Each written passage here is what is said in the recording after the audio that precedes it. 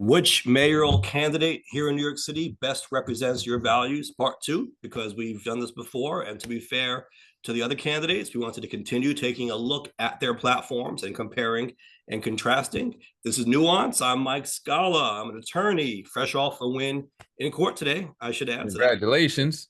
thank you. We can talk about that a little bit later. I'm joined, as always, by Jay Carter, a fellow hip hop artist, such as myself, and also the chair of BLM Tokyo. What's going on, Jay? Yeah. No court wins over here, but fresh off of an event that I put together in Tokyo for actually a former guest here and a friend, MC friend of ours, Cy Martial Law, came out to Japan, and he had the new book that he talked about here on the show, The 52 Laws of Freedom, where he's helping people with mental health. I set up a presentation and a talk in Tokyo, and yeah, it went off really well. Nice, nice, well attended. Yeah. And people say, one person said it was very transformative. They were glad they were able to be a part of it. And from his point of view, he said, his son was with him, and he said his son often hears him talk about these points and stuff to him and around the house, but to see him doing it in a room full of people and people paying attention and listening and learning, um, to be able to have his son see him in that light was a really good thing, a really good feeling. So I think that's awesome. Yeah, for sure. Now, let me ask you, was there a performance along with it, or was it straight talk? He's an MC, so he threw some bars in there. He had to do that. Okay, Yeah. okay, but So, songs or just acapellas type stuff? um, both. There was definitely some song with some, he mixed it up. It was kind of a mixed media presentation. Nice, nice.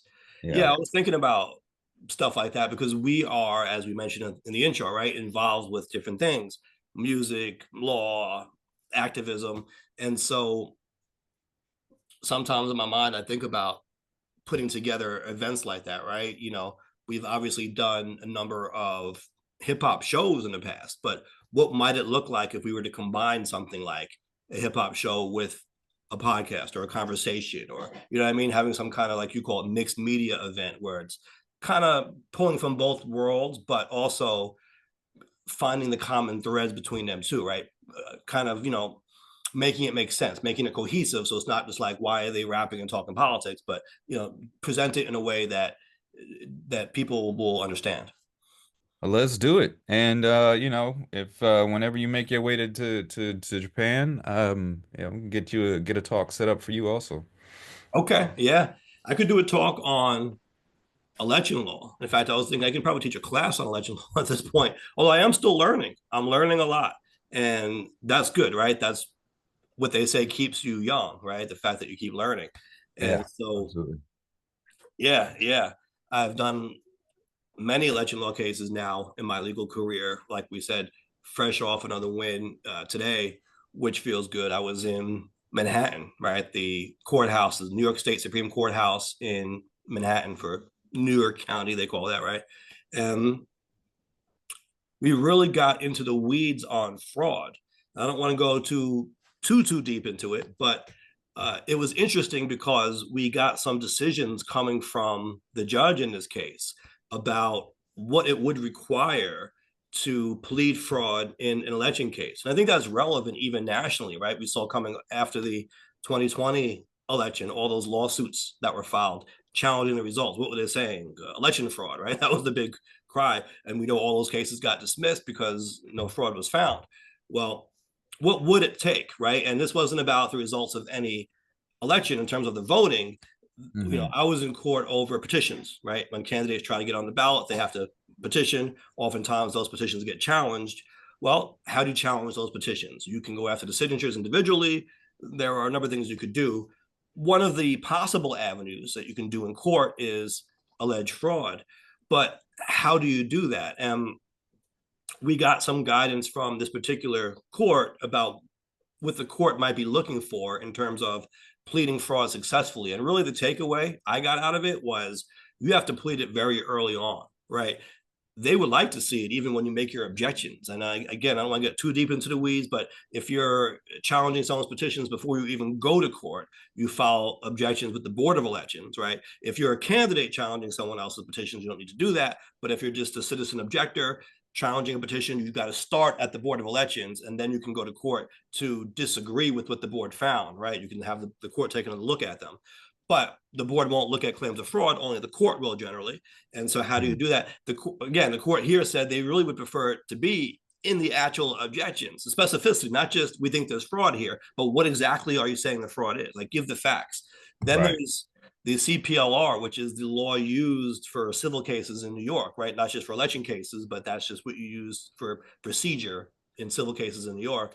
And it says that any fraud action must have particularity, and they say you have to state the alleged wrongdoing in detail. And so that goes to when you file your lawsuit, right? If you're going to file a lawsuit alleging fraud, you really should have details in there about what that fraud is. Oftentimes what you see in these election cases is people just bring a boilerplate kind of case, right? They'll just kind of recycle the same template they used in all of their cases, and they'll just follow that. And then once they get into court, they try to bring up their particular claims, and they'll say, oh, well, we found this. And so really there's pushback against that. And the court is saying here, listen, that should be pled early on when you do your objections. Certainly when you file your lawsuit, put facts in there that would be sufficient to give the candidate details, right? To apprise the candidate of what you're alleging against his or her candidacy.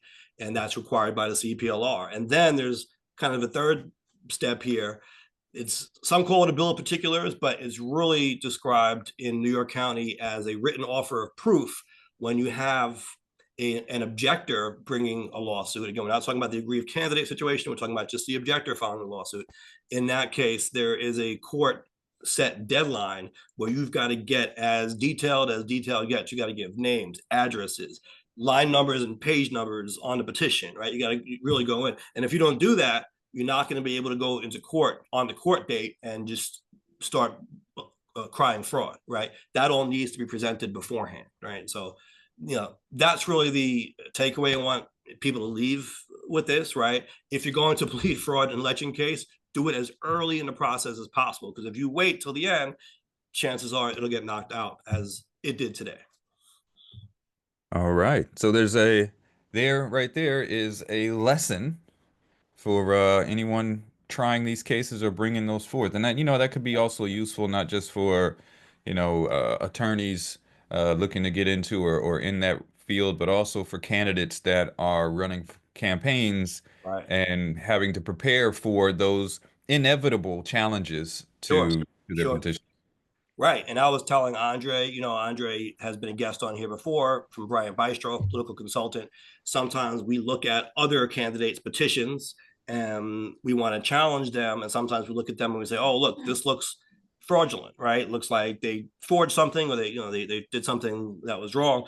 Well, I was telling him, in the future, if you want to preserve that line of attack, even to just have it be a possibility, right? To not be precluded from introducing it later, you've got to spell it out early. Put it in the objections if you can. Put it, put that in early, because otherwise the other attorney may come in and say you can no longer introduce claims of fraud at trial because you didn't sufficiently plead it. In other words, you didn't apprise us of what the fraud would be beforehand, and you're just kind of blindsiding us with this, right? Because sometimes that's what they try to do. They'll try to call witnesses and say, we're going to put them on the stand and prove fraud. Okay, but you didn't even start off by telling us what exactly you were looking to prove in the first place, right? You just kind of, or it looks like you're just going on a fishing expedition at this point. Right, right. And I think sometimes people do, because they're just trying to reduce those numbers as much as they can in any way possible, to try to invalidate somebody's right. Well, and here's the thing, and this is, I guess, getting a little deeper into election law, but if the candidate himself or herself is involved in the fraud, the numbers become less important, because there is case law that says even a small amount of candidate fraud would be enough to disqualify the entire petition, because it's showing that they were fraudulent in the petitioning process, as opposed to someone else gathering signatures for you, right? Because, it's a petition to put someone's name on the ballot. It isn't necessarily done exclusively by the campaigns. You could have people who just support that candidate going and collecting signatures saying, we want this person on the ballot. It wouldn't be fair to disqualify that candidate because someone else unrelated to them without their knowledge or involvement did something fraudulent, right? To your point, that would be a way to disqualify those particular signatures. But if the candidate did something fraudulent, that's a whole different game. And that's a big reason why they tell candidates, we're giving a whole lesson here. They tell candidates not to witness their own petition sheets because that potentially opens the door to them being challenged on fraud claims, right? Because like, oh, they themselves got the signatures. Let's try to find one or two ones that we can argue are fraudulent somehow and get them on the hook. And so candidates are advised to be careful about that. The other way that fraud acts, in addition to disqualifying individual signatures, is if the candidate is quote unquote permeated with fraud, regardless of who was, I'm sorry, did I say candidate? I mean petition. If the petition was permeated with fraud, regardless of who it was, right, who did it, then that is enough for disqualification, even if the fraudulent signatures being disqualified would still leave the candidate with enough valid signatures. There's a quote unquote permeation standard. Like there's just so much fraud on this thing, we can't deem it valid in spite of what the numbers say, right? So that's another way lawyers will try to get a candidate off the ballot, right? They'll say, number one, your point of the fraudulent signatures reduce the valid number below the threshold. That's the easiest and most direct way to go. But number two, they'll say the candidate was involved in fraud, even a small amount, him or herself, that can knock them off. Or number three, they'll say the whole petition is permeated with fraud. There's just so much fraud throughout the petition that the numbers don't matter at this point. The petition is not valid, right? And so there are avenues of attack here. But again, they've got to be spelled out early on in the process. You can't blindside people with this. Right. So, So well, there is a master class yes. on petitions and election law. Yes, absolutely. Excellent. Well, it's a related topic, right? Because we didn't want to get into the candidates' platforms. These folks who are running for mayor of New York City. I think we did 4 already on a prior episode, right? We did Andrew. We did. We did Zoran Mamdani. We did Brad Lander and Scott Stringer. Right. Okay. It's a very big field. There are other candidates. And so we wanted to take a look at some of the other platforms that are out there and see, is there a whole lot of difference here, right? I think that's how this whole thing came up with us. We would see a lot of coverage about the mayor's race, but it would be pretty much the same stories. Cuomo's comeback. Oh, Zoran wants government-run grocery stores. Okay. Right. But there are so many people in this field. How do we differentiate them in terms of policy? Are they bringing up the same policy points? Do they have unique ideas? Can we look at their platforms and say, ooh, this one is more aligned with me than that one? Or is it going to be like, yeah, they're all kind of saying the same thing in different words? And I think we were pleasantly surprised with the amount of volume, at least, on calls, and even the others as well, right? Let's not sell the others short. I think it was more volume than we expected. But then we had a follow-up episode where there was some accusations of AI being involved. And maybe that's part of the reason why you're seeing so much more substance. And you know what? Maybe that's not entirely a bad thing either. If that can help bring us more substance, why not? As long as certain safeguards are in place so that we know what we're looking at. Right. Absolutely. And I agree. So it's good to do this and look over these platforms, and people should be doing this anyway, right? We've talked about that before. People should be doing this anyway. So yeah, let's go ahead and get into it. All right. So which one should we start with here? Why don't we go with Adrien Adams, the Speaker of the New York City Council, who should Sounds good. Right.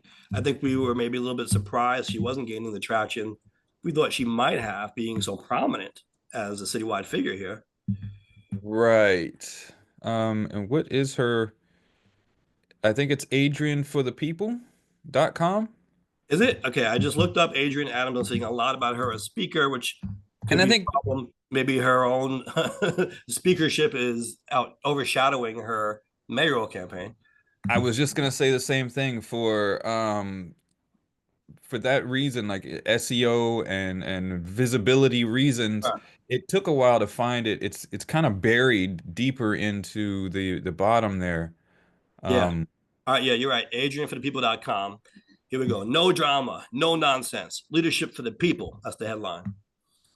right. You scroll Um, down, you see the donation requests. Okay. Trying to raise that money. Makes sense considering we heard that she hadn't qualified for matching funds. But I do want to add a caveat to that because I was told that by numerous people that that may have been part of the reason why she wasn't gaining that traction early on because she mhm. didn't qualify for matching funds. And I think we had talked about, wow, even as Speaker of the Council, she couldn't do that. That seems to be a function entirely of her getting in the race late because I believe the issue there was that the matching funds had already been doled out prior to her even joining the race. And so by the time she got Um, in, she would have to wait for the next reporting period in order for her to then be able to get that money. But by then, it would be kind of months into the process and she would be behind all that time. And so right, it really was a matter of her just starting too late. right, right. So that's good to clarify because Yeah. it should be noted. So her website is quite light here for anything. At the very top, it's got kind of buried a little bit next to the social media icons, Adrienne's plans. Adrian's plans, and it just looks like there are two links here. So one is the One one pager. pager Yeah. guaranteed basic income program, Hmm. and it is a one pager indeed about her planned, what is this? About her basic income plan. But a plan to end homelessness for the young New Yorkers, the plan, a guaranteed basic income plan. Um, the target population, homeless pregnant mothers and children ages 0 to 5, homeless youth, 18 to 24, youth aging out of foster care alone. So it looks like it's a limited basic income plan, not for everyone. Okay. This looks like Interesting. it would serve 21,000 New Yorkers only. It's if I'm reading Like this right. a pilot. Yeah. Before we even get to the details of this, it seems almost as if the site is designed for her to be able to add more plans in the future, right? Because there's a whole big drop down, Adrienne's plans. And now you got two things on here. I'm assuming they weren't planning to end it with just these two, right? They thought, okay, we can add as we go, but we're damn near in May right now. The elections Yeah. in June. Before we even look at the plans here, do we think that maybe this is a little light on details as compared to the other candidates we reviewed? I think it's very light, and not only is it very light, I'm seeing two issues right off the bat. So first of all, this is the guaranteed basic income one pager, right? But right from the start, the headline is a plan to end homelessness, and her second point on that drop down menu is a plan to end homelessness. So it looks like it's we're all talking about just one point completely. It looks like Um, an infinite loop. right. And then the scope of this program only serves 21,000 New Yorkers. Where are you seeing this 21,000? So if you look down at in the details, it says target populations, program design, and then estimated reach and cost. Okay. And it says serves 21,000 New Yorkers. So the target population she estimates are 21,000 people. And so it's not a very comprehensive plan for all of New York. Like, what else are you going to do for all of New York? And is it, I don't want to say false advertising, but is it a little misleading to call it a guaranteed basic income program? But then when you read into it, it's only proposing to reach 21,000 New Yorkers, approximately 15,000 of which are ages 0 to 5 in shelter. So the overwhelming majority of them are infants, right? Right. And by the So, way, how are you giving basic income to infants? What is the actual plan here? right. So the cost here is estimated to be $430 million over 2 years, with a third year support from private sector and philanthropy. This doesn't sound like a mayoral platform to me. This sounds more like a nonprofit proposal or something. You know what I Oh, mean? it's a pilot. Maybe it's some kind of pilot program, but right. But Why this is your mayoral website. right, right. You would think the ideas would be a little bit more ambitious. Now, we did talk about, some people criticizing when you're overly ambitious, and it sounds like you're over promising. You're Right. saying things you can never deliver, right? You're too ambitious. But this does seem a little odd that these are the two things, like you said, the only two things on her site right now that we can find in terms of policy, and they're very specific and kind of niche, right? And small in scope, relatively speaking. Did this come from her city council plans? I mean, is that something she was pushing for in the city council or as speaker?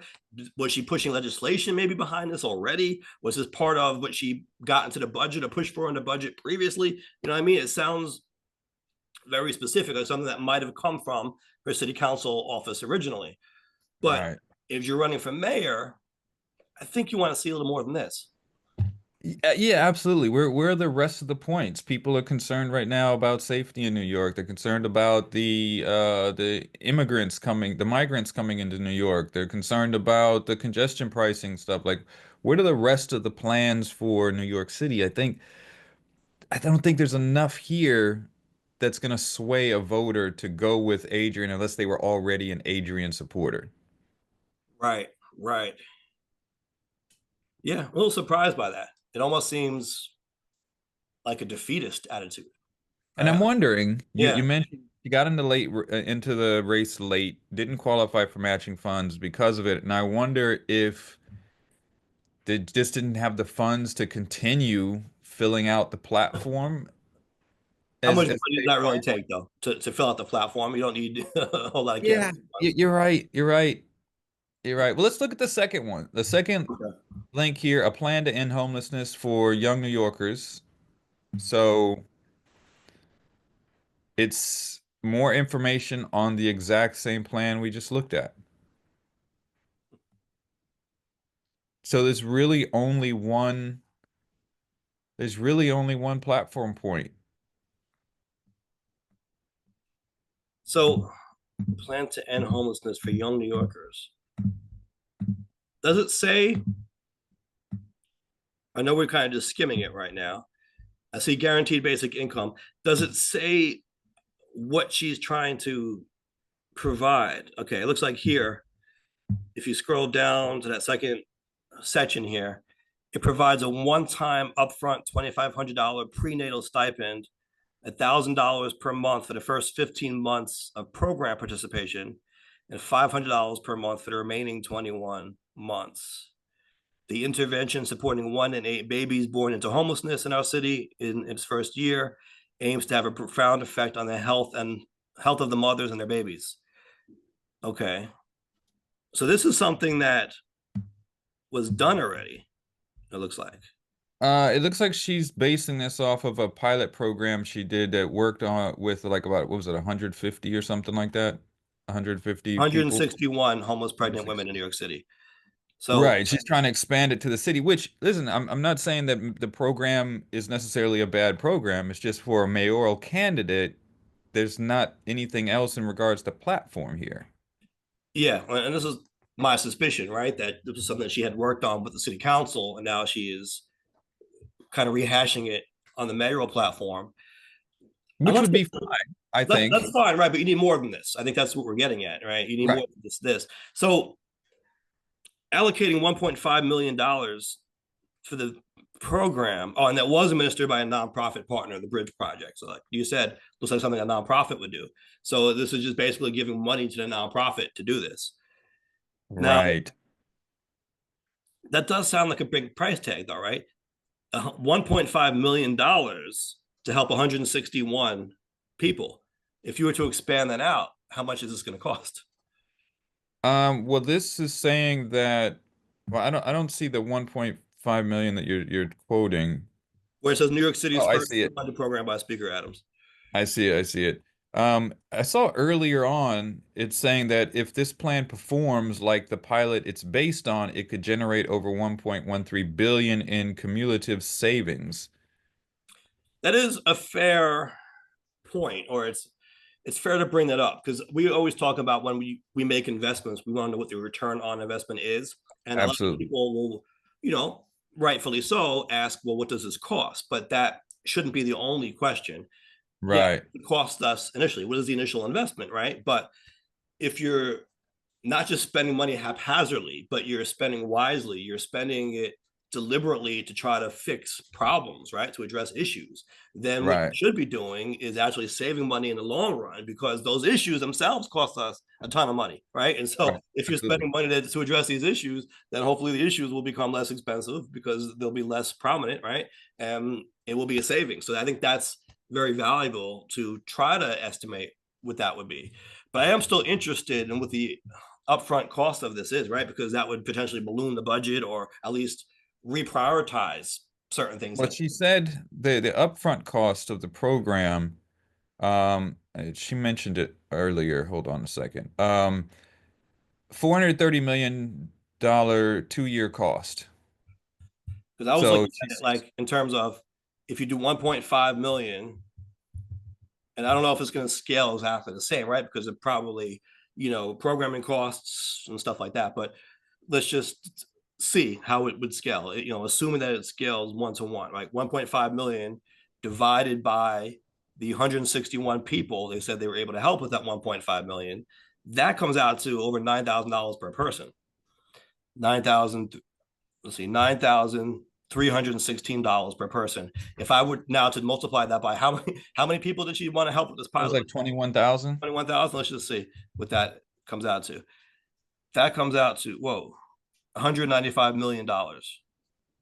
Well, she's saying that the cost of the program that she's proposing here is going to be $430 million over 2 years.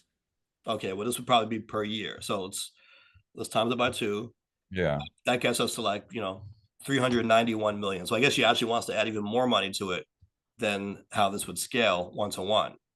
So, But it's still a lot um, of money. so all right. So, yeah. I mean, I'm looking at some of. She's got two links here that goes to her social media, one for Instagram and one for Twitter X profile. And another issue I'm seeing here is one, the link to the X profile doesn't exist. So it goes to an account that doesn't exist. And her following on Instagram is 666 people. With her Oh, is the that the most camp? recent. Is that the campaign page though? I'm assuming it would Yes. be because she Yes. only has a separate page for her government office, which might have more followers. I don't know. I'd have to look for that. And her most recent post was 5 days ago. Okay. So yeah, they're kind of doing light on some of this effort here, it seems like. So, Okay. Yeah. Here we go. Well, yeah, all this is right. a big contrast. Adrian for the People on Instagram has 666 followers. NYC Speaker Adams, which is her New York City speaker of the city council page, right? Her government page, Right. 8,594 followers. So obviously a big difference. But is she can't campaign from that No, account. not directly. You're right. Right. But she could use her platform that provides to be visible and show that she's doing things, and then that could translate to support as Absolutely. Absolutely. Absolutely. well. So, Okay. yeah, Adrian, you need some help there on this website. So, By the um, way, hmm, maybe we should take a quick break from these platforms because you just reminded me of something. Jennifer Rajkumar is running for public advocate against Jumaane Williams, who's the incumbent, and she's mhm, been criticized. And I guess some people support her on this, but she's been putting out images, which may be AI generated images, kind of like political cartoons and things like that about the race. Some of them seem kind of clever. Some are being very heavily criticized, and she was accused of racism for this last one. I want to show you and get your thoughts on it. I don't know. Maybe I'll just pull it up on my phone and see the best way to share this with you here and the people. Um, what's the wait, what's the I'm gonna link that you're looking at? it's on Lincoln Wrestler. Well, Lincoln Wrestler, the councilman, reposted it, so it probably originates right from Jennifer Rajkumar's page. He's a council member from Brooklyn, and he's saying that it's a racist image. Okay, yeah. One day ago, Jennifer Rajkumar posted this on her own page. So on Twitter, it's just at Jennifer Rajkumar Okay, Jennifer Raj Kumar with on Jennifer with one N. yeah, I And it says got it. New York City can't afford a public absentee. While Jumaane Williams naps through the week, I'm taking action to bring down crime and the mental health crisis and protect our seniors. This city needs a fighter now more than ever. Hashtag Madam Advocate. Hashtag No Days Off. And here's the image.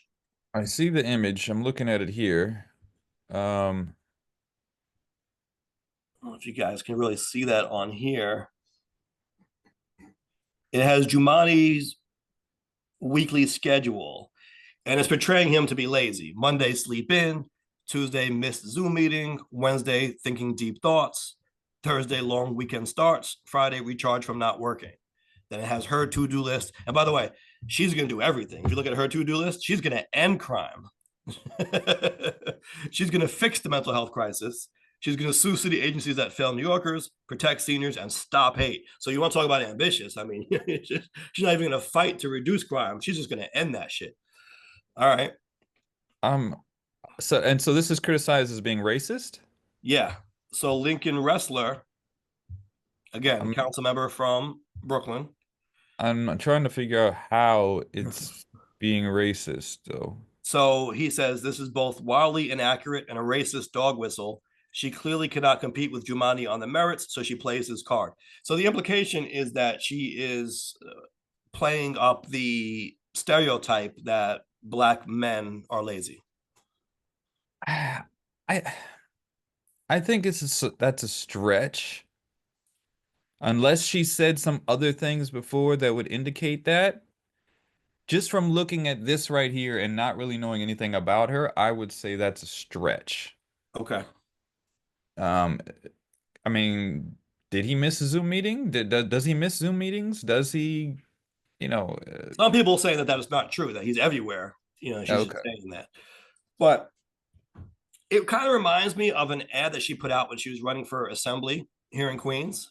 Hmm. And she was going against the incumbent Mike Miller at the time, who was an overweight fellow, right? So in her mailer, she had a picture of him eating. I think it was from a veterans barbecue or something like that, maybe an event at the VFW. So it was a Mm. picture of him sitting down eating. And it was something like, while he's out to lunch, she's fighting for you, something like that. And a lot of people at the time said that that was fat shaming. Okay, so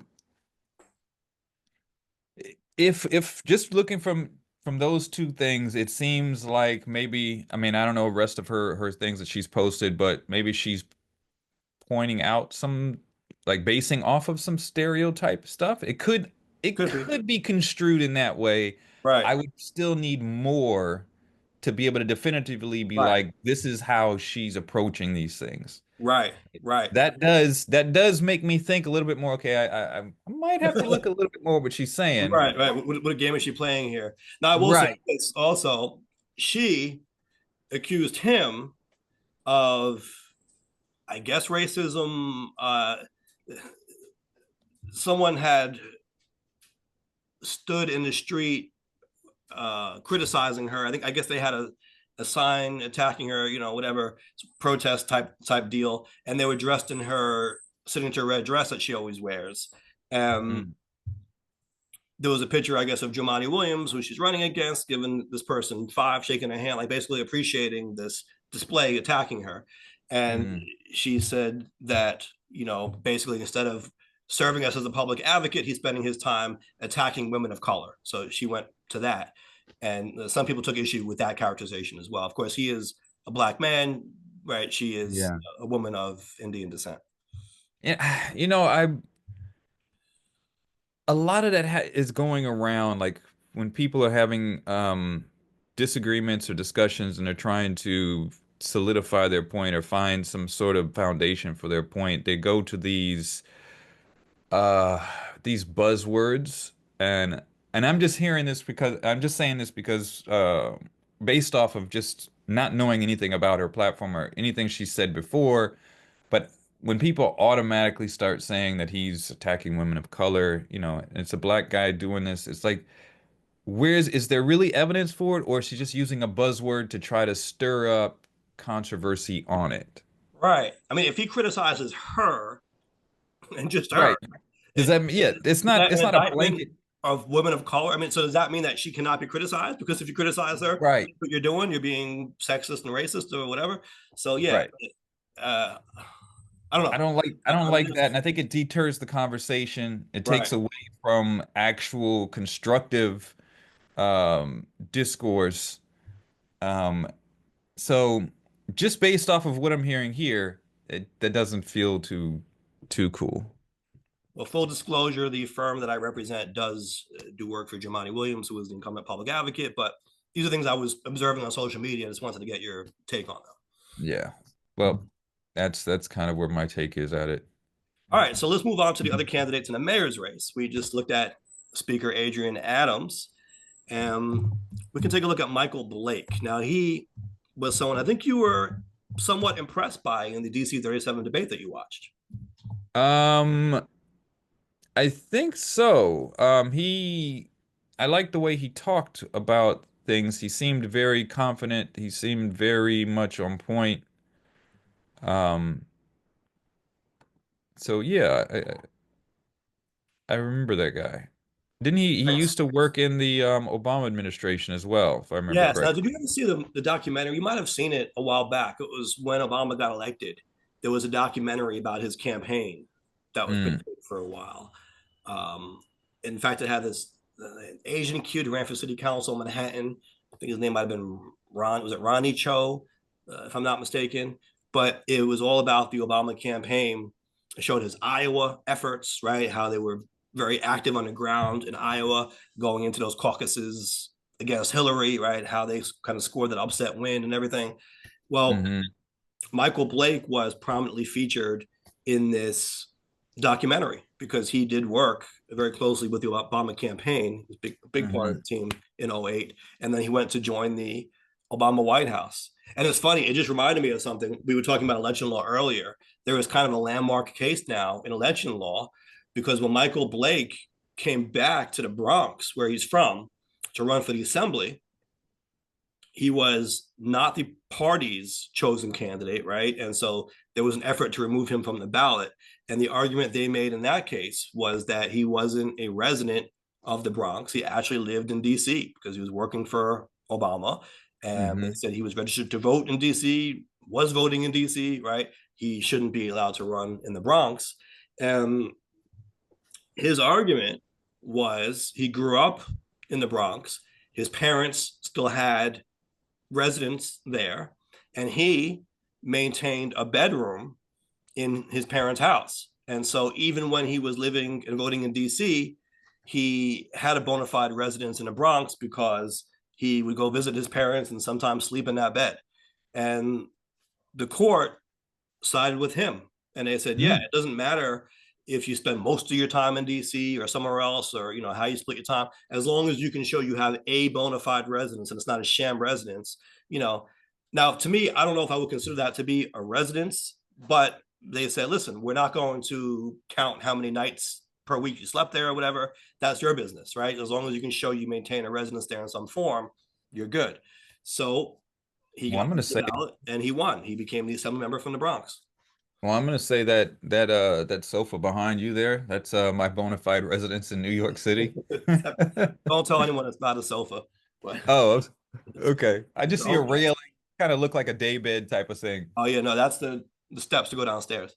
Oh, okay. Well, we're gonna, that's Yeah. semantics. Right, That's my right, bona fide residence right right. Yeah, there. yeah, yeah, yeah. You sleep on the steps sometimes. Yeah. Yeah, absolutely. Yeah. Um, And no, Interesting. it is kind of wild, right? Because we're being facetious there, but yeah, like, what if I were to say, oh, Sometimes I visit my friend Isaac in Maryland and I crash on his couch. That's my bona fide residence. I mean, where do you draw the line? Right. I mean, I suppose, where my family lives, I do get mail there, Right. and you know, I'm I file taxes from there. So I guess it's a bona Oh fide yeah, residence, absolutely. Yeah, yeah, yeah, for sure. even if I don't have physical presence there, I do go there. It's kind of once a week, Right. once a year for like 3 weeks to a month. So, Okay. Okay. um, Well, I I mean, guess I could look, there are people who technically have run. beach houses, right? Like, people with money sometimes will have their regular house and they can buy a beach house Right. down the shore, right? Maybe they're just there a few weeks in the summer or something like that, but they could claim that as their residence as well. Like, the law doesn't Yeah. contemplate, how many nights you spend there, as long as you can show that to be a residence of yours. The only thing when it comes to domicile in the law, domicile is defined as physical presence plus the intent to remain indefinitely. So if you Right. want to change your physical presence, like, physically move somewhere else, but in your mind, say, you know what, this is just temporary. I'm going to return back to my homeland, right, where I came from. Then your domicile hasn't changed. And so, like Right. you, for example, like if you, I don't know, set up shop in Virginia and then you were to go to Japan, even if you stayed in Japan for 10, 20 years, if in your head you always said to yourself, someday I'm going back to Virginia, you're technically considered a Virginia resident still. Right. Right. Right. It's kind of funny how that works. Hey, maybe campaign coming soon. Right. You never know. Right. All right, so let's take a look at his website, and from first impressions, big improvement over Adrien Adams website. Um Starts off with several menu options here with a lot of different ideas that we could go through. The landing page has a couple of videos from the top. Um yeah, platform notes right up front. So yeah, this is a little bit this is definitely an improvement there, and looks like a little bit more serious in that regard. Better design. Absolutely. A lot of Yeah. information I'm seeing just scrolling down the main page here. But Right. we're going right to the platform here, right? That's the second tab on the top, platform. Ooh, nice video. Right. This looks That really cool. You see, I never saw this particular design before on a campaign website. Have you? When you click platform, you're getting, it looks like a collage of Michael Blake speaking at various appearances. You're not hearing it. I don't think there's any audio on this though. It's just for the no, video. it's But it yeah, looks it's just cool. video background. It looks really nice. Yeah. Wow, there's ribbon cutting here. See, this is the kind of thing I could see playing in the background at an event. Here you see him with Barack Obama. I missed out when I was scrolling down. Yeah, okay, it keeps looping. That's the last one on the loop, it looks like. But Right. let's say he's at a campaign event, a fundraiser, right? Any event featuring Michael Blake, you could have something like this Yeah. playing in the background just to provide that visual. Absolutely. Absolutely. Okay, let's scroll down and see now what the actual platform is. We deserve better. Is that the tagline here? We deserve better. Looks like it. Yeah. Now here's the thing. There are he seems to have split it in two things. So he's got this link to platform. Mm-hmm. And this seems like a one-page landing page, which is more of an overview. But if you go to My Vision, it Right. looks like it's the individual points of Mm-hmm. the platform with more Okay. explanation. But if we're on the platform page right now, Right. he's talking about jobs, he's talking about public education, safe communities, healthy, strong neighborhoods. So those are his main points there. And he's got a downloadable card that sums up everything here. Does this almost look too text heavy? The platform page. You think so?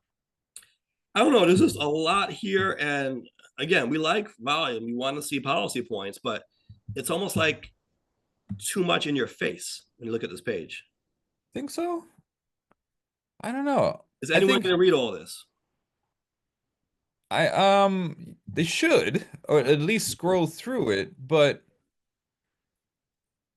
you know what could help it? maybe at the top, um, hot links to each individual section, Right, right.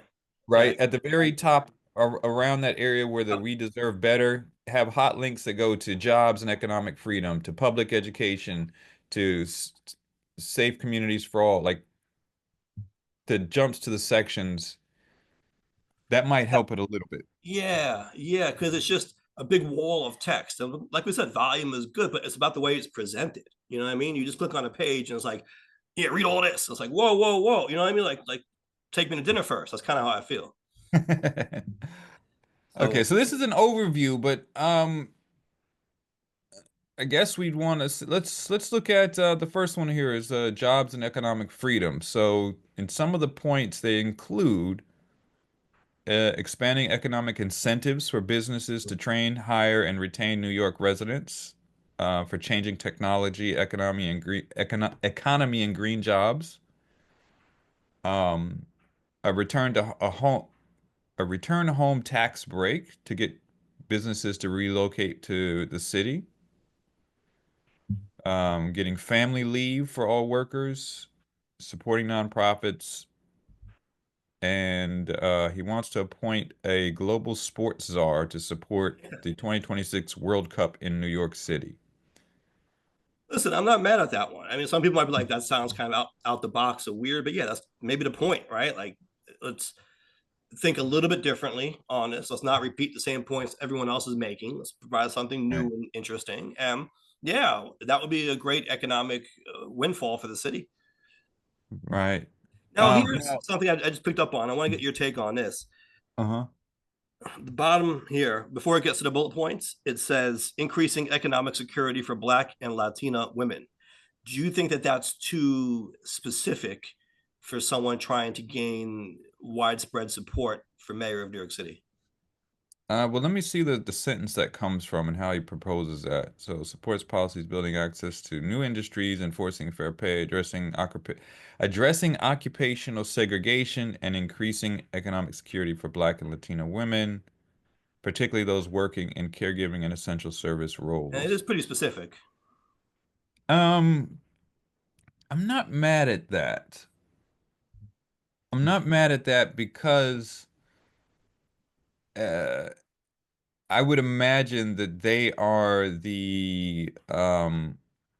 that demographic is probably the most at risk. Right. Um, and prior to that, he does say addressing occupational segregation in Sure. general. So that would capture everyone. And to be fair, the beginning of that paragraph says he aims to create economic stability for every resident with high functioning city services. So I guess he Right, is trying to be inclusive, but some might look at that language and say you're being very specific. Maybe it could be framed in a different way. But for some context here, right, Michael Blake in Albany was very involved in MWBE programs. And I actually worked a little right, bit with him in Albany, in particular with the Black Caucus in Albany. And that was a big thing with Senator Sanders and others up in Albany fighting for that. So MWBE, minority and women owned business enterprises. That's what that right, stands for. And the goal there is to have equity when it comes to government contracts. And so right, when the government, as we just saw, for example, with Adrien Adams, right?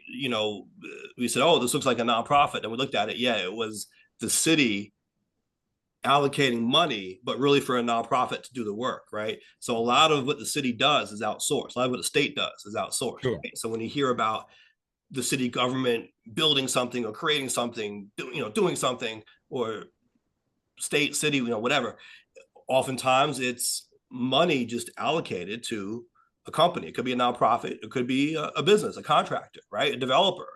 So what the MWBE tries to do is make sure that a fair number of these contracts go to businesses that are sure. owned by women and minorities, right? Even though minorities is kind of an outdated term now, that's what it was called. So I think what you're seeing in Michael Blake's platform is on point or consistent with that because this is kind of the area that he worked on a lot in Albany. Right. So I'm not mad at it. If you look at the full paragraph, Mm-hmm. um, it starts off with saying, in today's New York City, you either have access to everything money can buy or you're locked out of economic opportunities regardless of your talent and work ethic. So I think he's not discriminating here. Sure. Um, so Yeah, I'm no, not, I don't think he's discriminating. I'm just wondering if the language might turn some people off. some people, maybe, I think so. Yeah. You know what I have a question about though? In the very Uh, next sentence, he says, no New Yorker should live in poverty. I completely agree. Micah will implement an executive order on day one to address true cost of living and affordability in NYC. How? It sounds good, but can you right. really do that with an executive order on day one? Yeah, well, he's not explaining, I don't think, here what that executive order will entail, right? Because if you go to read beyond that, he talks about his plan to Right. guarantee income, aims to create economic stability, like we talked about. But this is a pretty big plan that looks like it's going to require buy-in from the state, certainly from the city council, right? Uh, Sure. Maybe even the federal government in some cases. And so, yeah, how much of this can you achieve with an executive order? That probably should be spelled out a little bit more. But then again, do voters care? Do people care about that? Yeah, I mean, it sounds like good talk, right? Right. Like Well, you Trump want, used that exact type of talk, right? Day one, I'm going to do an yeah. executive order. This is what I'm going to get done. Well, But like, can it do anything? it can't. I mean, there are things you can do with an executive order, right? But I would like to see some specifics there. But Right, right. you talk about talk. You see the bold points. We deserve jobs and justice. We deserve schools and safety. We deserve the best. that that we deserve the best is kind of funny to me. That sounds kind of like empty rhetoric. Right. I thought you were going to say DJ Khaled. No, we We deserve. deserve the Oh best. yeah, it does kind of sound like that, right? We deserve the best. I mean, I mean, and it's feel good rhetoric, right? that's something you tell your child. Uh, Right. do you tell that to a voter? Yeah, I think it's feel good rhetoric. People, it's something that you can't disagree with, right? Who's the is the implication that Michael Blake is the best? Sure, I'm sure he's implying that, or at least that he can deliver Deliver the that best. Yeah. best for New Yeah. Yorkers. So, Hey, well, listen, let's keep going here. words to live up to, I guess. But He I would like to deserves see a better presentation here. There obviously is more volume here than we saw on Adrian Adams' site, so that's good. absolutely, and Part of honestly what's throwing me off on this is it's hard for me to read the white text on the light colored photos. right. Some of the photos should the transparency should be turned down a little bit so the text is more prominent, or put a box around it so that it's more legible. So if you go down to the next section, we still believe in public education and the care economy. Mm-hmm. That's a better example, and it's more readable. Believe in Blake. Believe in Blake. Okay. Where did you see that? On that palm card, you keep scrolling down, or it's got believe in Oh, right, right, right, believe in Blake. And right. it goes by Reverend Michael Blake. Okay. So now you pointed out that sentence about that noted Black and Latino women. If you look at the first bullet point on the education and care economy point, the first bullet point says that um, every young person have the resources to realize their dream, including appointing a woman, families, and children executive to integrate policies across government. What does that sound like? What is that? Appointing a woman, he said. It says appointing a women, families, and children executive. I guess he's want to create a new position to integrate policies across government. But a women, families, and children executive. What does that mean It sounds exactly? like Biden's promise to put a woman on the ticket for VP almost. But yeah, but I wonder if this is more of an executive that would advocate for women, families, and children. Where are you? I don't even see, again, so much text on this page. Where are you seeing this? Go to the second section with The headline is "We Still Believe in Public Education and the Care Economy." Okay. It's the I first see. bullet point. Every young person should have the resources to realize their New York City dream, including, first point, appointing a women, families, and children executive to integrate policies across government. So, yeah, so that looks like just hiring somebody to have this job, uh, presumably a woman, but maybe not necessarily. I don't know, right? But Mhm. their job would be to advocate across government, meaning not just at the city level, right, but at the state Right. level, at the federal level, be an advocate on behalf of New York City for policies that keep women, families, and children in mind. Right. I'm not saying it's a bad thing. It just it just stood out to me. Expanding young men's initiative programming. Now, he worked on something called My Brother's Keeper. I don't know if you ever heard of that. That was an Obama Yeah. initiative as well. He was Yeah. big Yeah. on that in New York, right? Because he came from the Obama White House. He's like, I'm going to be the guy for My Brother's Keeper in New York. And that was a big thing. I'm not seeing that language. Maybe they moved on from that language. I'm not seeing it phrased that way anymore, but it seems like he's carrying over some of that here, right? Expanding young men's initiative. You know what's interesting about that, and I don't think I've seen this before on other people's when they talk about these young men's initiative, but he says support young Black, Latino, and Asian men up Mm, to age 30. I don't recall seeing Asian men usually included in these types of right. usually Black and Latino because they're usually the ones that are at the most disadvantaged. Yeah. But including Asian men is interesting. And see, I don't I disagree don't have with, a problem either. right. Yeah. And I don't disagree with the message here, or the policy here, I guess, but I just don't know if he's going to be able to sell this to a broader electorate. I think this could be phrased better. I think it can be expressed in a way that doesn't sound as divisive. Because I know a lot of people will look at this and be like, well, I'm not a Black, Latino, and Asian man up to age 30. So I guess he doesn't care about my needs. Right. Maybe even just saying programming and funding to support young men up to age 30. Mm-hmm. And then in the implementation, Right. you distribute that fair with equity, Right. because there are, young white men, or men who don't fall into these categories that could use that same programming and funding. Right. Absolutely. Absolutely. And I think especially at a time like this, you want to be trying to find ways to bring people together.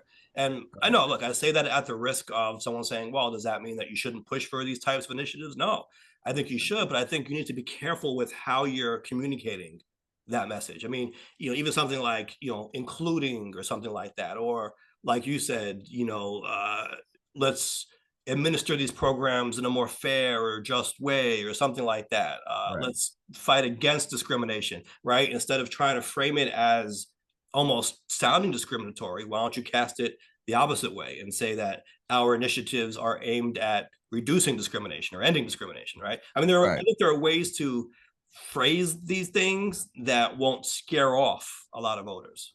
And to be fair, it's a bullet point, right? So in whatever the policy explanation is, it could be explained, in the way that we're talking about here. And a rising tide lifts all ships. And so if you help the most disadvantaged among you, it could raise everyone, even those that are not mentioned here. So I'm for what it sounds like here, and I think it would pay off dividends in the long term by helping, especially by helping young men who may need these types of things.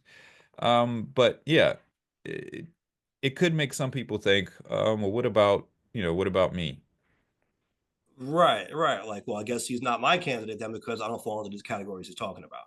Right. So, So let's look what else we got here. Some yeah, safety issues, safe communities, passing a middle class housing tax break to support middle income homeowners.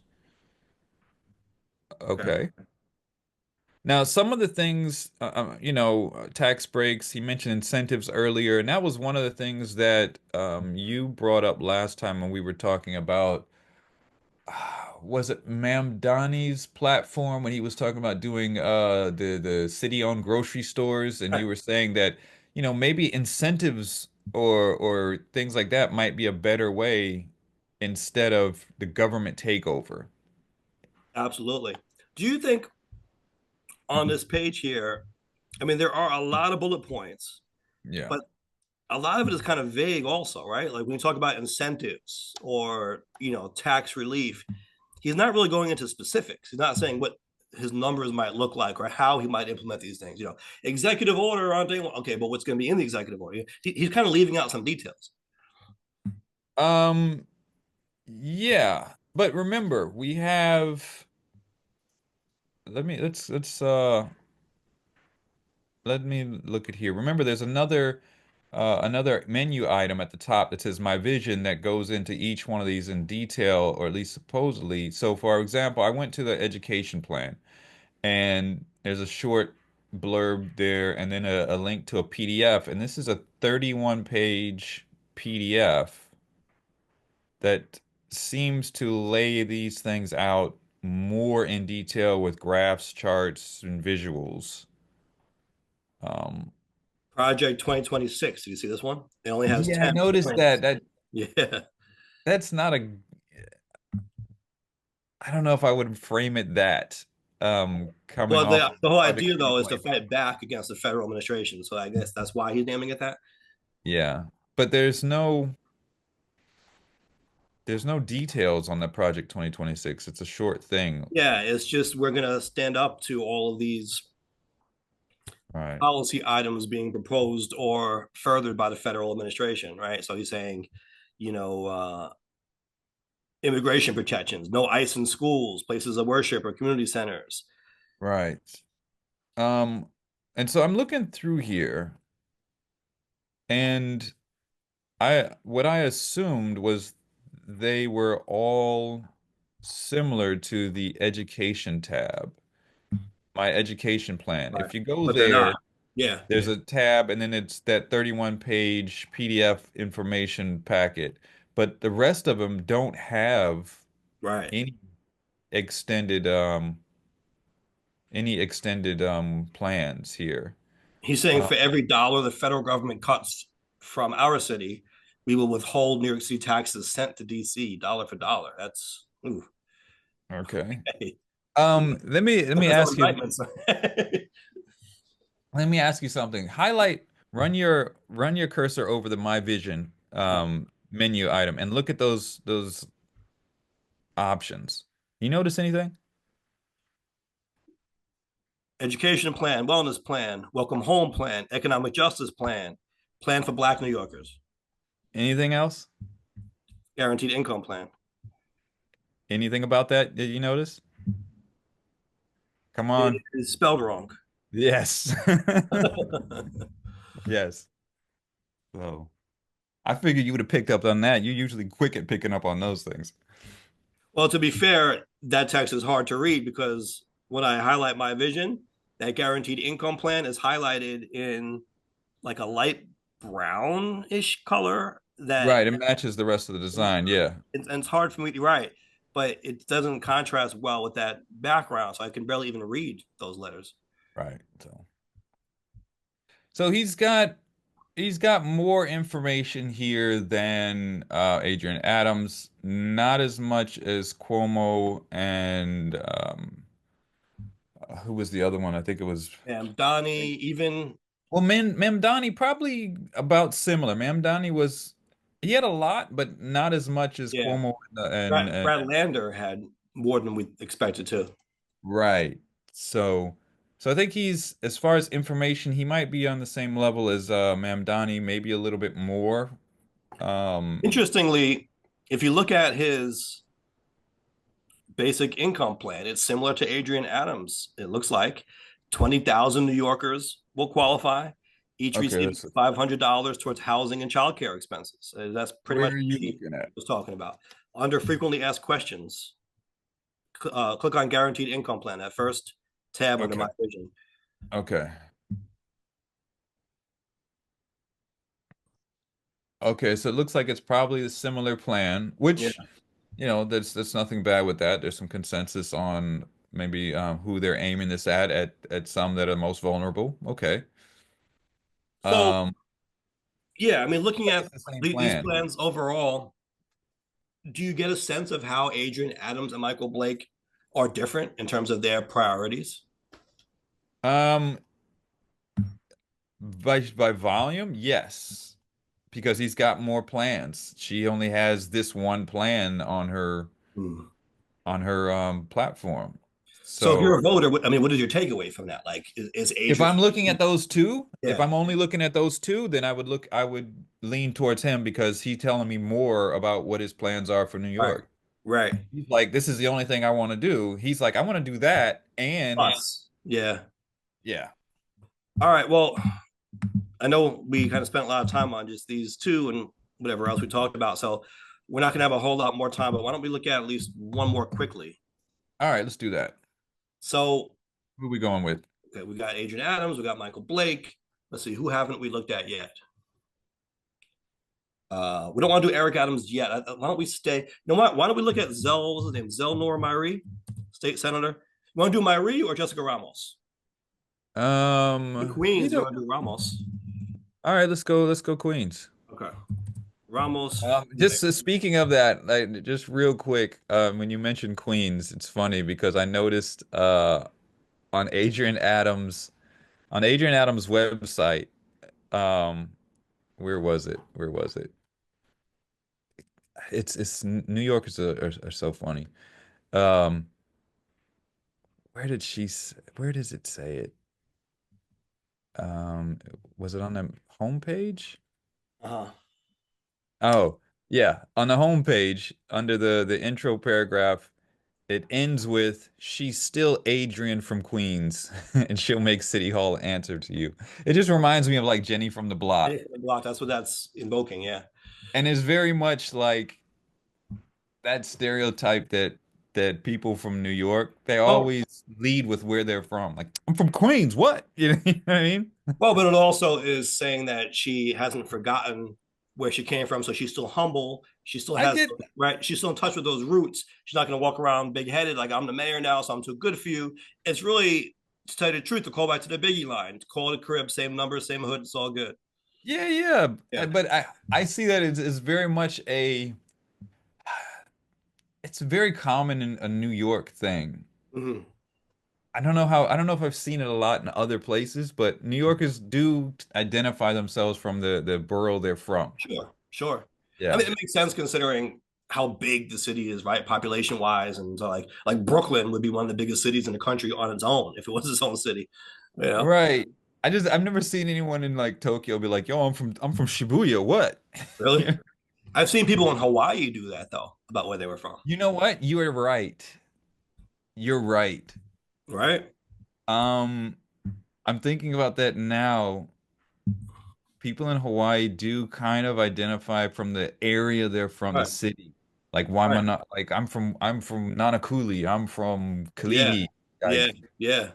I saw a yeah, rap battle once with a Hawaiian was battling Dirtbag Dan, and he made like that a big line in his battle because it was a local battle in Hawaii. You know, I forget the name of the city, right? It was like, I'm from Nasuwaku, and everyone, yeah, you know, like what a lot of was pride. that?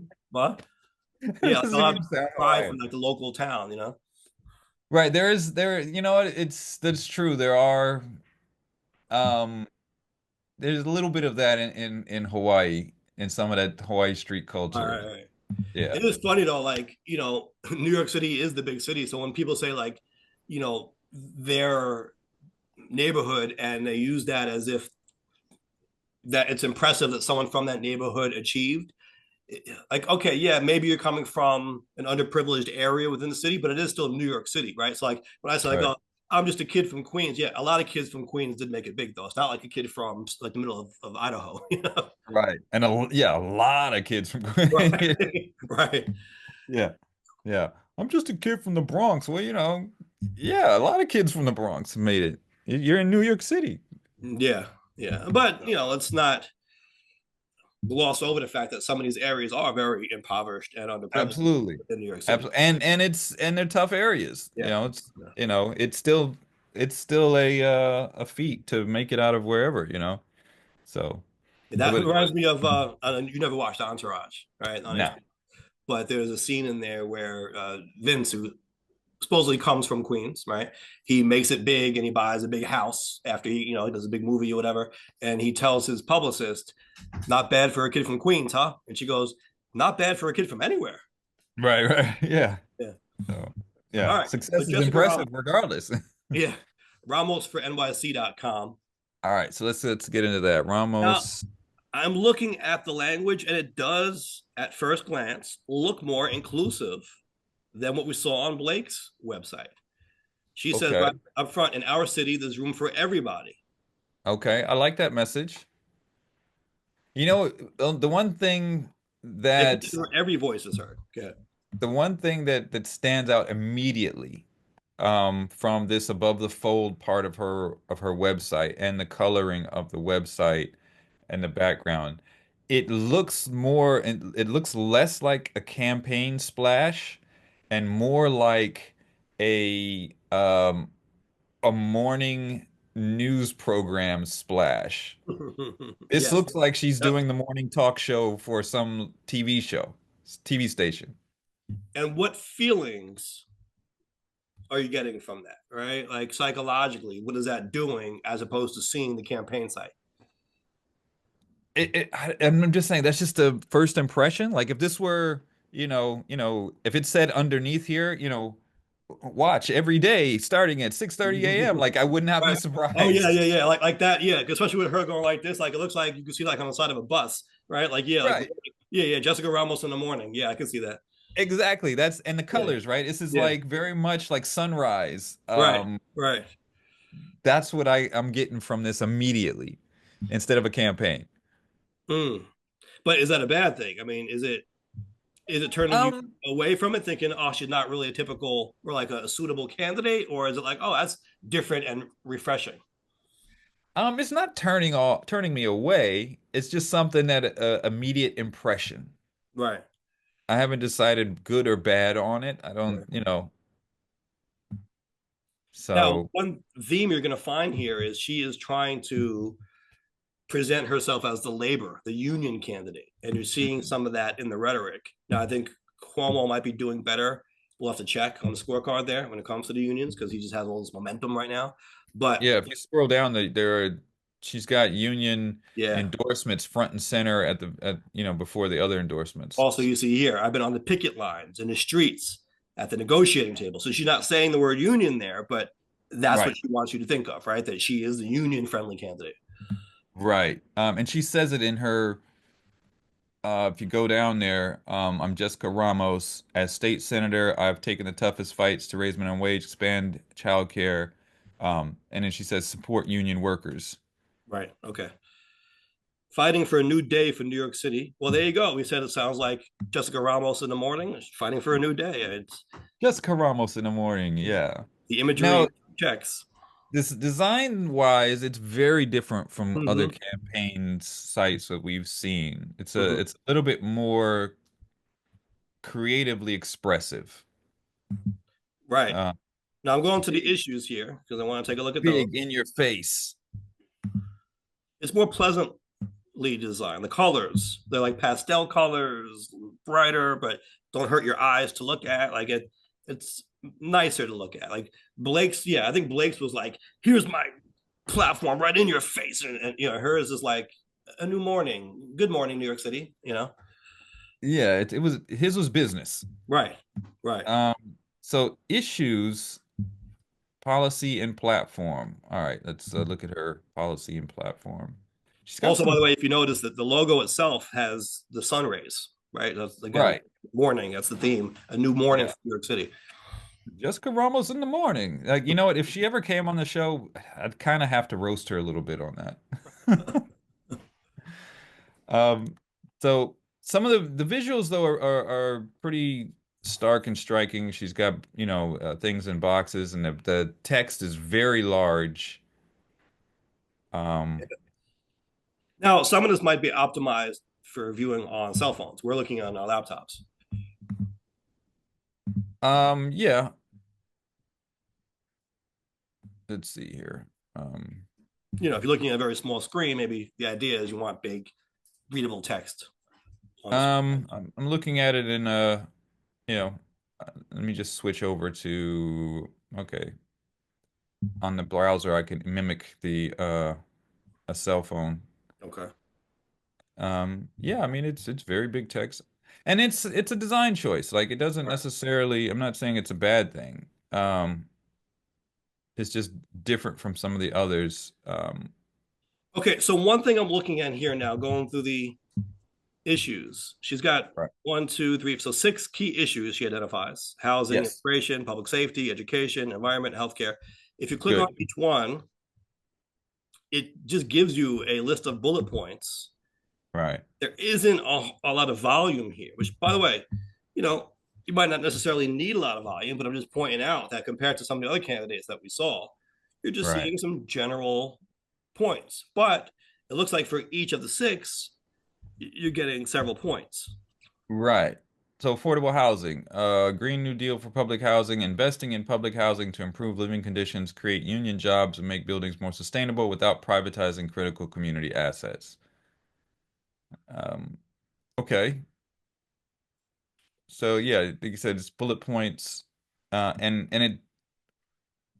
it's you know what I like about the sentences? It seems like she's kind of giving reason why Right. instead of just saying, we're going to invest in public housing. Why? It's improving union condition, living conditions, creating union jobs, right? Expanding home ownership. Why? You know, to make ownership achievable for working families. Now, there is, I'm looking down, so it looks like only, is it only from one of these issues? There is a read the full platform. Did you see that one? The child care one? Yeah, full childcare platform. It looks like that's the only one that has that option. But when you click on Right. that, it does give you some more information on what she's trying to do in that department. Yes.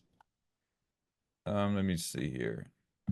It does not as extensive as Correct. some of the Yeah. others. The Yeah. drop downs make it look like it's They gonna can be look like a more. lot, but then you expand them and it's like one sentence underneath each one. Right. And then the second drop down part is talking about what she's done before. Right. We allocated 750,000 for a pilot program to help women working in construction to access Right. childcare that matches their non-traditional hours. I mean, that is very specific. Yeah, Right. the state budget at for $5 million to staff family child care networks. See, I'm wondering if some of these candidates might want to organize this information as here's what I've done and here's what I plan to do, as opposed to what we're seeing, which is kind of like mixing and matching, and you don't really know what it is until you read it. Right. I do like at the bottom of her issues page, she's got a box that says, "Didn't see the issue or policy you're looking for? Let us know." Mm, yeah, that is good. I think that's very important. So before we wrap up with Ramos, are we seeing anything here that stands out on her policy that makes us think, oh, okay, this is how she's differentiating herself ideas wise from the rest of the field? She seems to she's got a headline here about immigration and the migrant crisis. I don't think we've seen anyone specifically put a point on the migrant crisis. Although I believe Brad Lander had a point about standing up to Musk and Trump and protecting our immigrant communities. Right. But I think, that's a big point to bring up. So, Right. but this, I'm trying to see you know, what her proposals is. She's trying to Yeah. expand housing access for new arrivals by advocating for programs. It Um, isn't the level of detail that we saw from some of the candidates, like right, like we saw Cuomo, and he went into numbers right, and I want to change the cap from this figure to this figure, and you know what I mean. Like he was very specific, and she it seems like is covering a lot of ground, but she's keeping the policy somewhat vague. right, yeah, Modernizing public housing, okay. Expanding public transit options. Which ones? I mean, do you support the Queens Link, right? Which public transit options? You know what I mean? right, It's just kind of speaking in general terms. right. Um, I do standing against hate crime, strengthening resources for hate crime prevention, supporting victims, and promoting anti-bias education.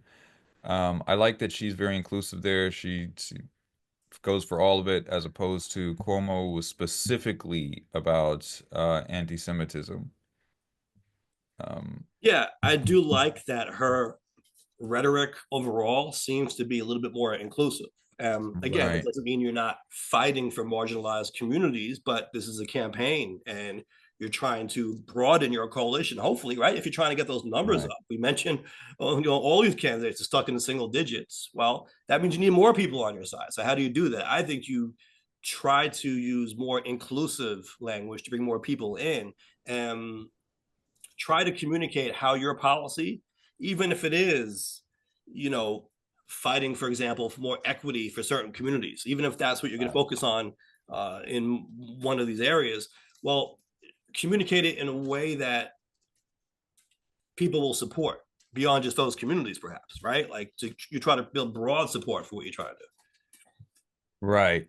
Um, like now we noted that there was only one point here that they had an expanded link. That was the childcare platform.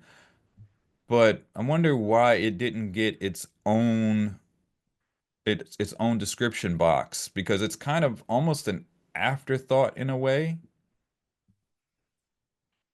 You know what I mean? Like it's in the affordable Right. housing area, and then there's just a button that says read her full childcare platform. Childcare platform. Why didn't it have a full bullet point list and then read then a link in its own Yeah. section? But the way it's laid out, it looks like that full childcare platform corresponds with the prior section, which is affordable Right. housing, but it's not really the same thing. And I don't see any childcare mentioned Right. in the affordable housing bullet points here. Yeah. That's So interesting. Maybe that's just one thing that stands out. Um, I think you're right. Yeah, I don't think it even has anything to do with that per se. I think they just there is a put section that. further down says investing in our children's future, and that's got bullet points. Oh, so maybe that was supposed to be. Wait, I don't even see that. Where is that? Investing in our Uh, children's future. Where do you see yeah, that? keep going down. It's below the immigration and migrant I see crisis. it. Maybe that's where it was supposed to be, or you know what, maybe that's where it was originally, and someone on the campaign said, hey, move that up. Move that up on a page. Okay, and now it just looks where it doesn't belong. Yeah, it could be, could be. Yeah, I think it looks like she's covering a lot of bases in her interests, which is good.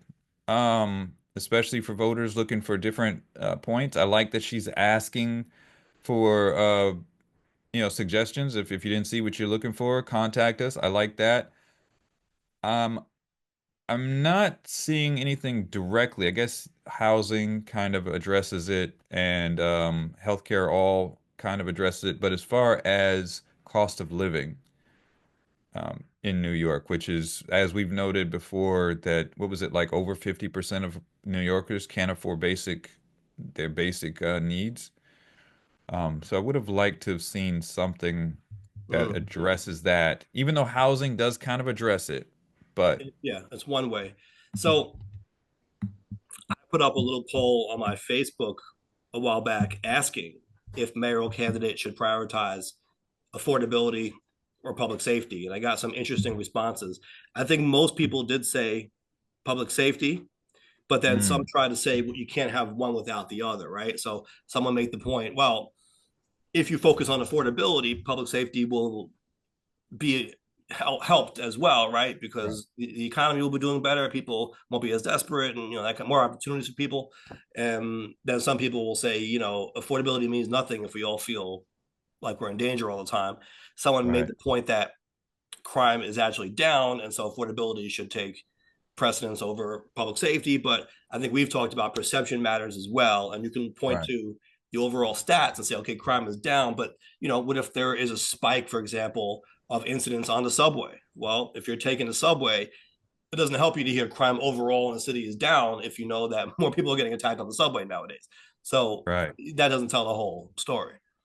So if we could unscientifically extrapolate the response from your poll Hmm. where people were asked whether public safety or affordability was more important to them, and they chose public safety, then we could say that she did the right thing by putting a public safety block on here as opposed to a public affordability block. Sure. Although why not have both?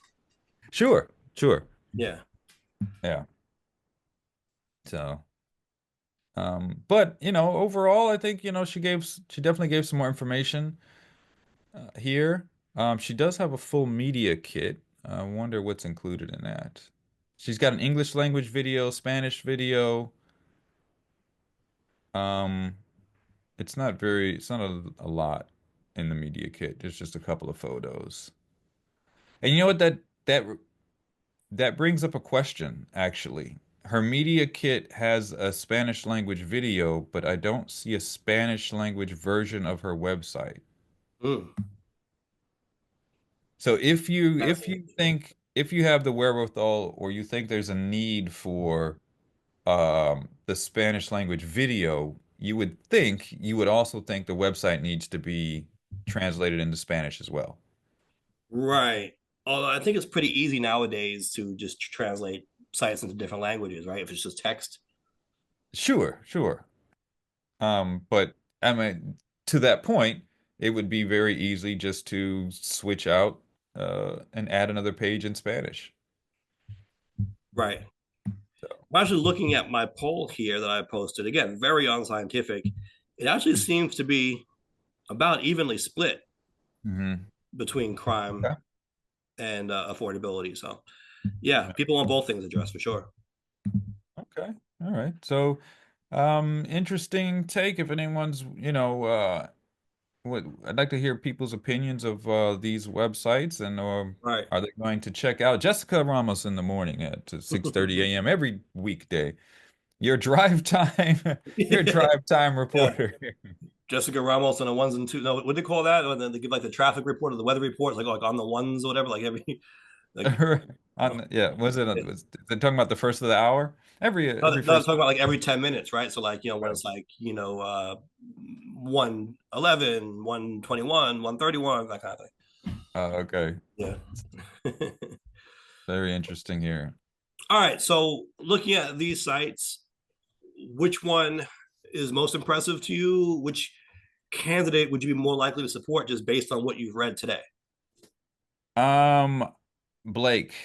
Okay. Yeah. Among these three, from what we're looking at here, Blake. He's got more information. Um, it just it informs me a little bit more about what he's looking to do. And then next would be Ramos and then Adams. What about as compared to the candidates we looked at last time? Um, that's a difficult one. I mean, Cuomo obviously gave the most information. Yeah. Um, Surprising. I'm still surprised by that. yeah. Yeah, it's an interesting question. Yeah. Yeah. Yeah. So I'm still not entirely sure from looking at these that I have a clear sense as to how these candidates are very different. And maybe some of that as well is a Democratic primary in New York City. You shouldn't expect them to be all that different, I guess. Right. But from looking at these, just thinking big picture, Blake seems to be focused more so on protecting minority communities, right? Mhm.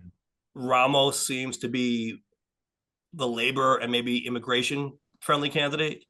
Mhm. And Adams, well, she just talked about that one plan, I guess, about Right. trying to put more money in the pockets of homeless families. Aside from that, Right. we don't really know what she wants to do.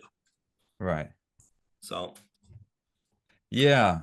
my takeaway from that, I'm still not seeing a hell of a lot of detail, but I think I probably want more detail than the average voter does, unfortunately. So, True.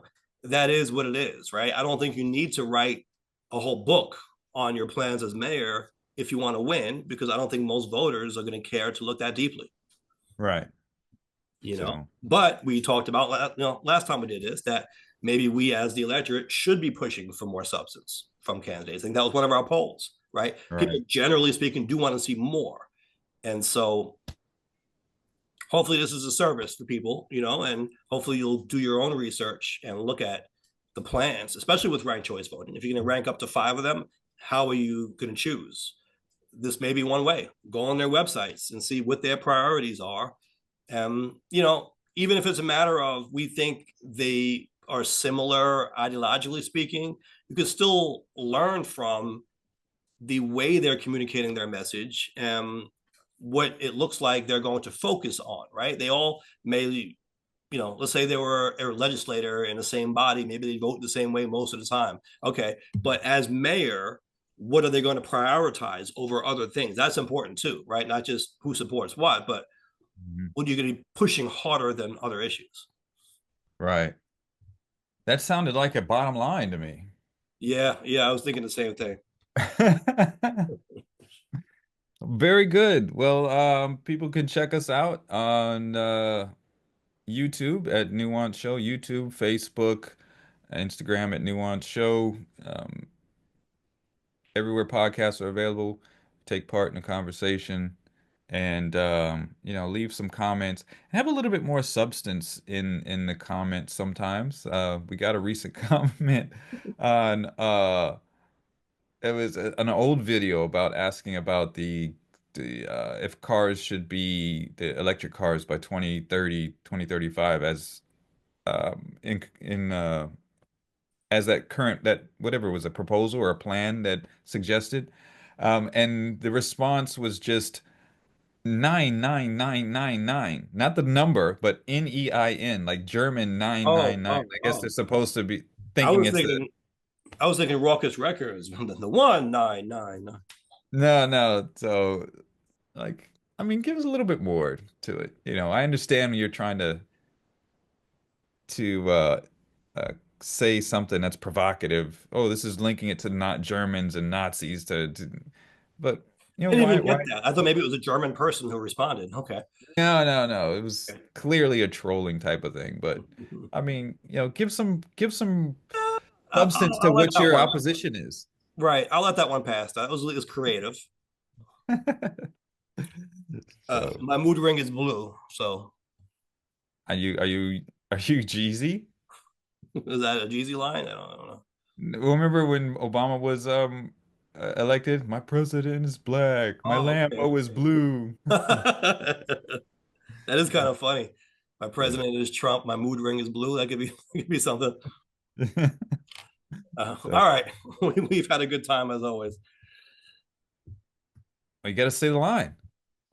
Okay. Well, the election is coming up, so you all have work to do, I guess, researching these platforms. Now, but for real though, this has been Nuance. We thank you for joining us. We've got work to do, and we'll catch you next time.